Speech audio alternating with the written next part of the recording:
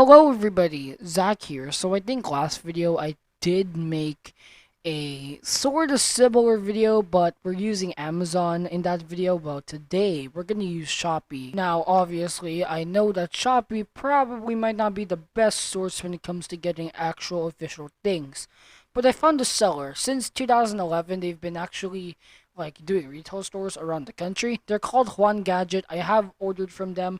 I ordered by Boya BYM3 as well as my Rode Video Micro. I still regret getting the Boya BYM3. Just get the Boya BYM1 Pro. But you know what? I digress, So let's just jump into this. Now, we're not going to talk about camera because we're just going to base off the fact that you have a fucking phone.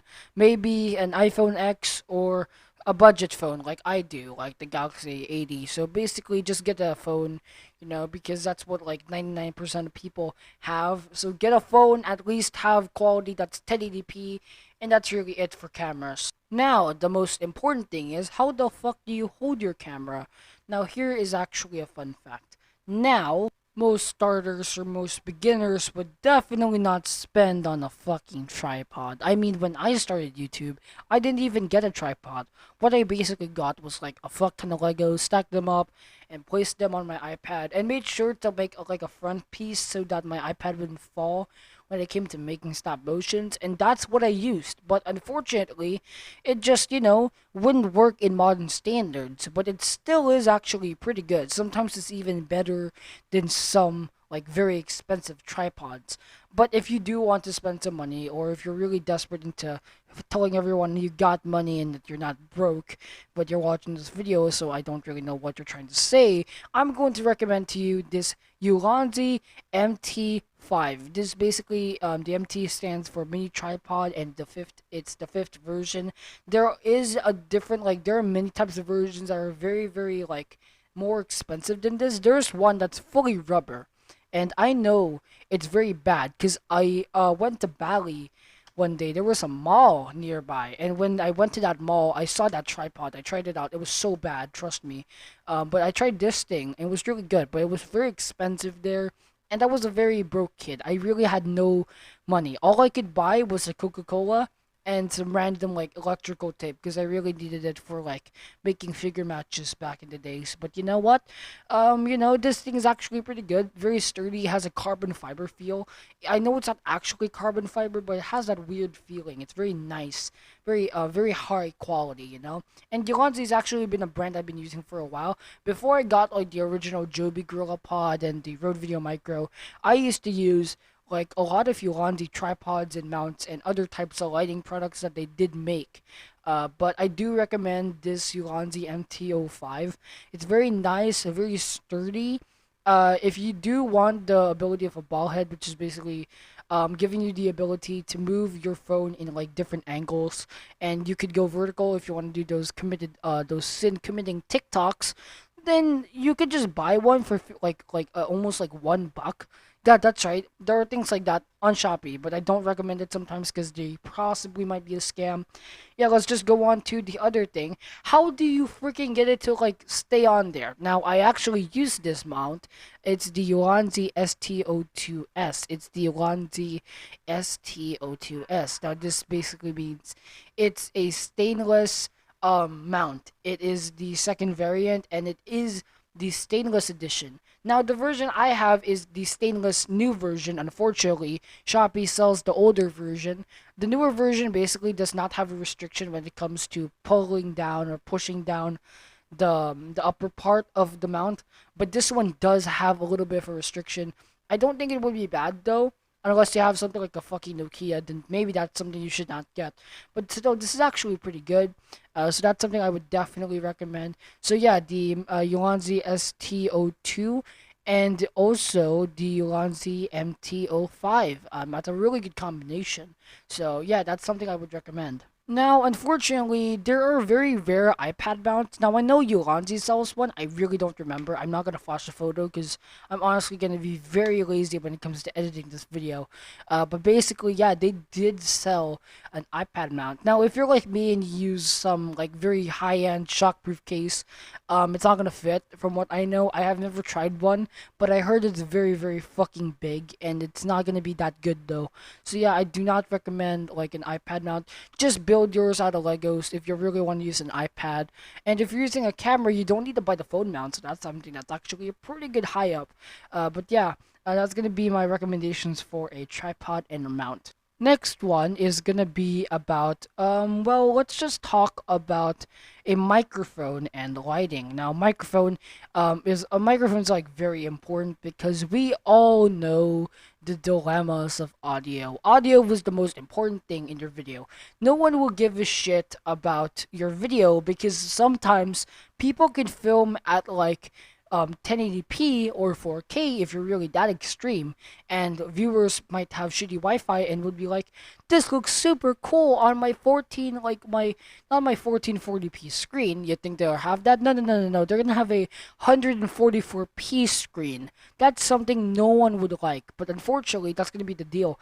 But still, even though they bought some regular cheap ass headphones from the dollar store, they can still find out that your audio is shit. Who wants an echoey audio like this? No one does. That's why I bought a very high-end expensive microphone.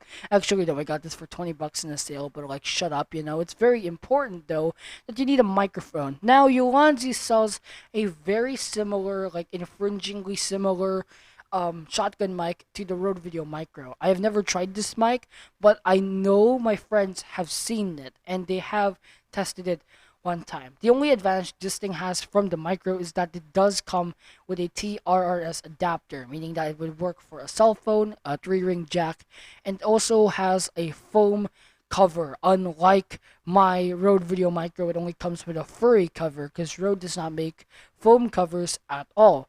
That also does come with its own pouch. The Rode Video Micro does not.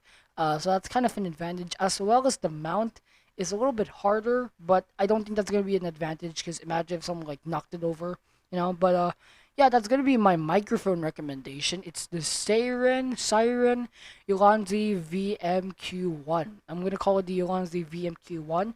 It's a really good shotgun mic from what I've heard of. I've never tried it, unfortunately.